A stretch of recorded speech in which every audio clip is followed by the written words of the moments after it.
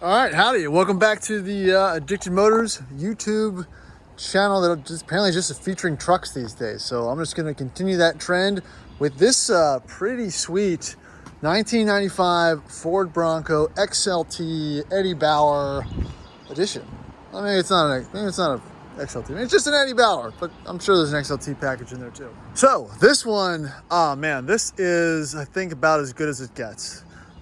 This was not a local truck. This is a Hawaii, imported from Hawaii. We bought it from a military guy who bought it in Hawaii and ended up in Richmond. I met him at a local shop where he was getting it serviced. Mentioned he wanted to sell it. It took about a couple months to kind of broker the deal. I have enough going on. It wasn't really top priority.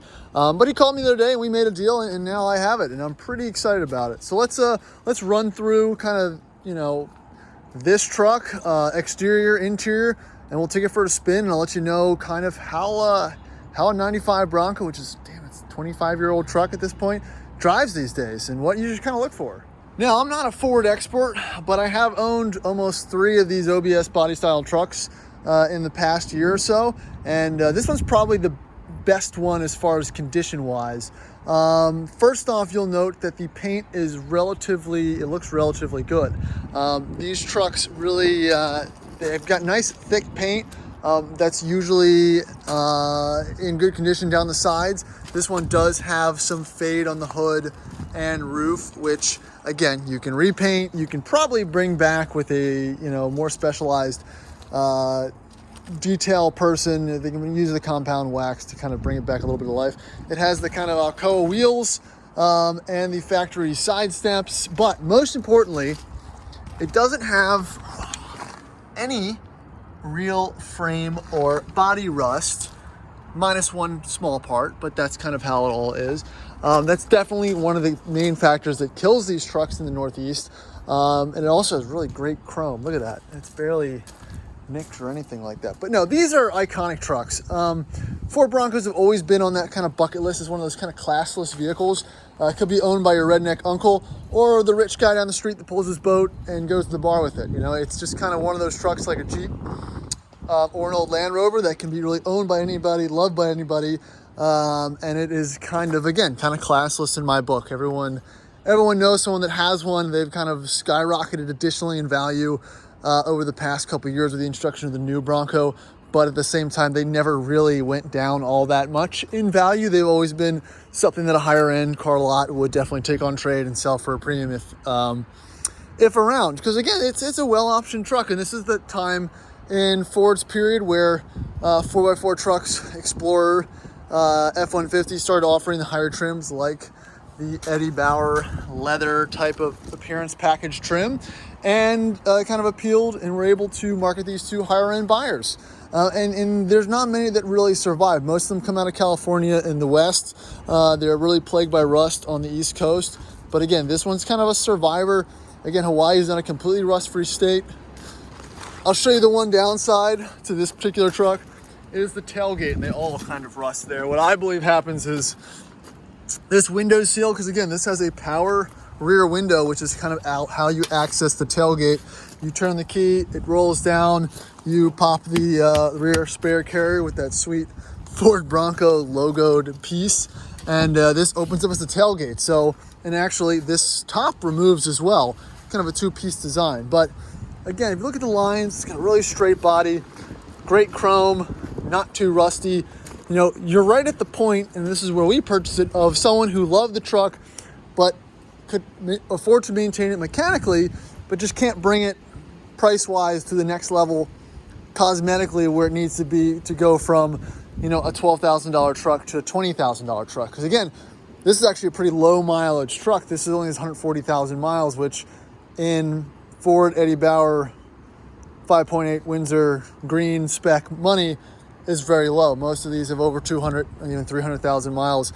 And this is definitely one that's worth it, kind of in that two-tone setup. So again, that's the quick rundown and the story behind it. Again, very good condition, I think, for a truck that is now on the East Coast. Good tires, brakes feel fine. Paint is in pretty darn good, presentable condition. Good chrome, starts, runs, electronic 4x4. let's actually jump in and check out the interior, because that's actually what caught my attention when I first saw this truck. So I was in a shop getting some work done.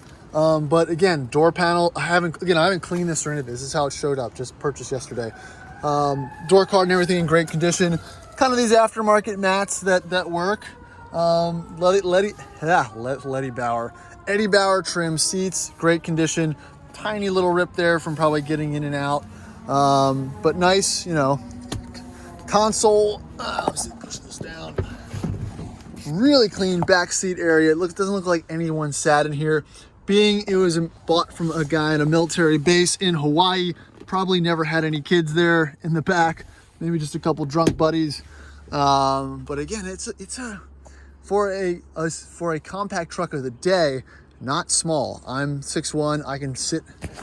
Let's see. I can fit back in here comfortably. Ow. With plenty of headroom, plenty of leg room, knee room. My head's really not touching the ceiling, and look at all the space you have in the back there. It's wild. It's a very wide truck, but definitely not cramped or anything like that. And you can see how also the headliner's good. It has the it's a 95, so that's kind of the center console part. There's your push button, 4-wheel drive and low range. We'll definitely check that in a little bit. Dash cluster, rear window button. You know, Ford of this era, they tried to spice it up a little bit with the interior coloring and whatnot, but the actual touch feel quality wasn't all that great. Steering wheel's in great condition, minus probably the outside. Just needs to be reconditioned. All the leather always kind of cracks like that. Odd little placement for these secondary thought buttons for the rear defroster. Automatic. Again, dash is in great condition.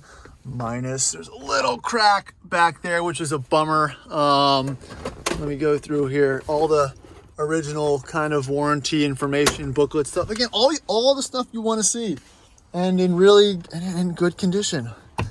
Got your little smokers ashtrays here. Cool seat cover in the back. Like I said, it doesn't get any cooler than this. This is what most people think about as a fun going to town, go get an ice cream, throwing buddies, beach rig, and it really just embodies that so much with that square front nose. Let me jump out of here. And again, it's a Bronco. It's cool. It doesn't really get any cooler than that. I'm really pleased with the fact that we were able to pick it up.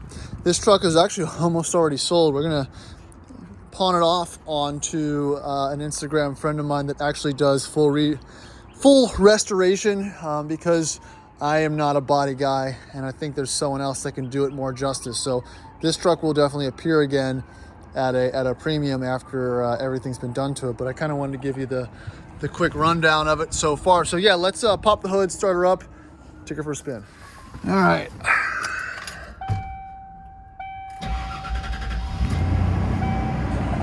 Fires right up, nice and quiet. So this one is not a 5 liter. This is a 5.8 Windsor V8, 351. Makes around 210 horsepower. Pretty pathetic, but she's got a ton of torque. You know, that's nice. I've kind of cruised around at like 1200 RPM in overdrive, which is always nice.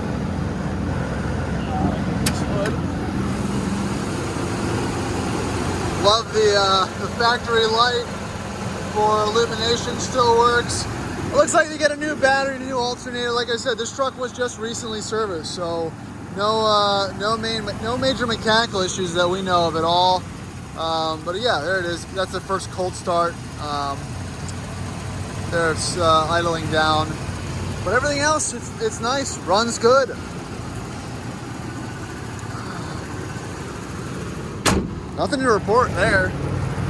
No major leaks. Got the dual shock front end set up, kind of seen in some of the later models.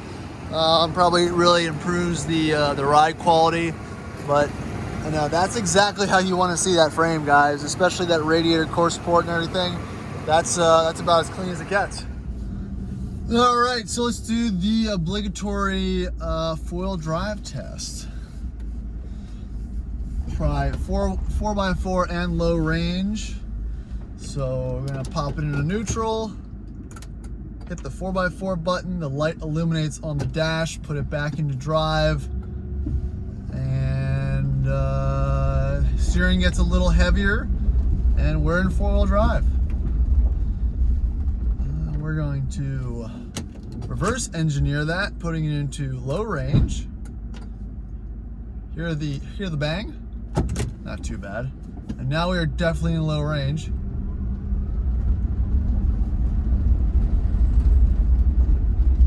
Make sure it shifts properly and make sure that that ratio is much lower. Again, it's a very different rear end ratio, I think, than my F250. I think that has 410s in the back. This one definitely doesn't due to the lower cruising RPM and that low range. Well, I guess that's not first gear low range. Let's go to low range and first. Yeah, a bit more of a crawler gear, but definitely not as low as the F250 diesel. All right, so let's take that off, and we're gonna do a slightly different loop than I usually do. We're gonna take it out on the highway and see how she runs at speed, and see what all 200 horsepower. That's the beans. That's 40, 50. That's enough.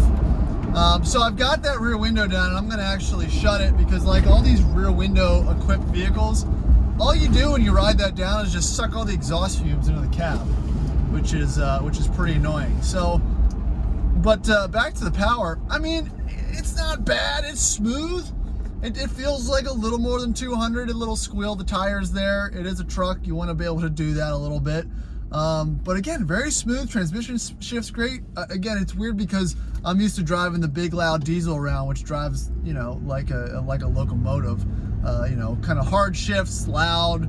And this is just the opposite of that. On nice street tires, you know, factory spec, smooth, torquey, 4-speed automatic with overdrive. You know, you can drive this like a normal car.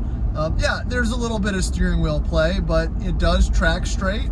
You know, and you're just cruising around in 4th gear at, like, you know, 1200 RPM, which is nice because it doesn't feel like you're probably burning as much fuel as you are. The owner was lucky enough to leave almost 3/4 a tank, which is why we bought it. No, I'm joking, but it is nice. Yeah, so a little bit more, like, to kind of expound on the backstory. The kid we bought it from, you know, I feel for him because, like most people these days that are car guys, they buy things, they like them, they buy something else. This particular car did not fit in his new house's garage, which that's on him. He should have figured that out. But, you know, he had it street parked and just was, you know, the stress of owning it and knowing that something could potentially happen to it cosmetically while it sat unprotected is you know, that's the reason why people get rid of stuff. So I can't blame them for that. So let's before I get too far into that, let's do a little merge again.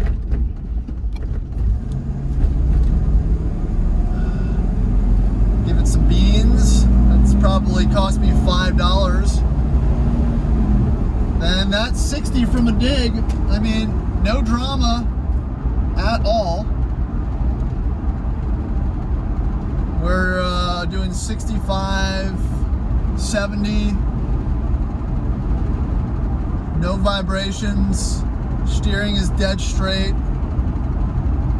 That's awesome. This thing's smooth. It's a little windy out, so there's a tiny bit of wind noise. But I mean, honestly, guys, for a 25-year-old truck, this is nice. I think I did okay. Like I said, I actually pretty much sold it, but that's fine. I'm just getting a taste, and sometimes that's all you want.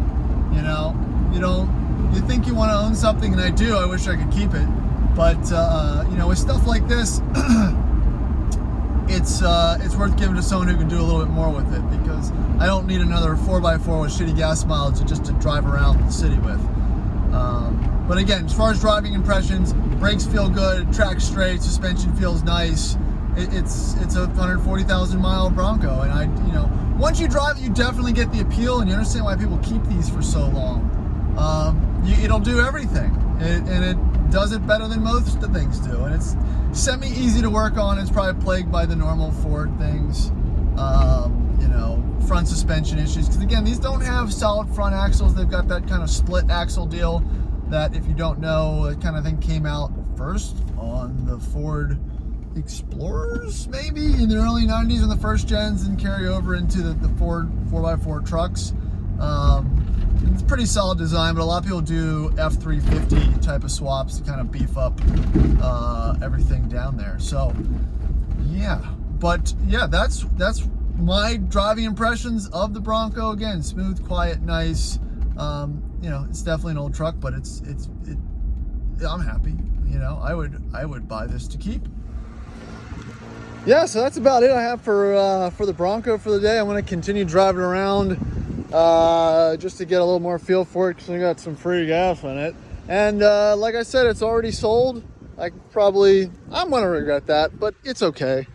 It's a clean truck, and I can appreciate this. If you're a Ford guy, you know, stuff like this really will get your attention if you see one. I mean, this is, I would neck snap to check it out. So again, if you like this truck, let me know.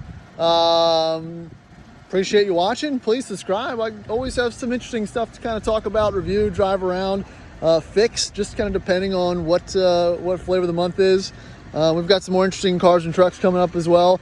Do a little bit of everything on the channel. So if you want to see some more, subscribe, hit the bell, follow me on Instagram at addictedmotors.com. We buy, sell, drive, do cheap car challenge, racing, a little bit of everything here on the channel. So appreciate it.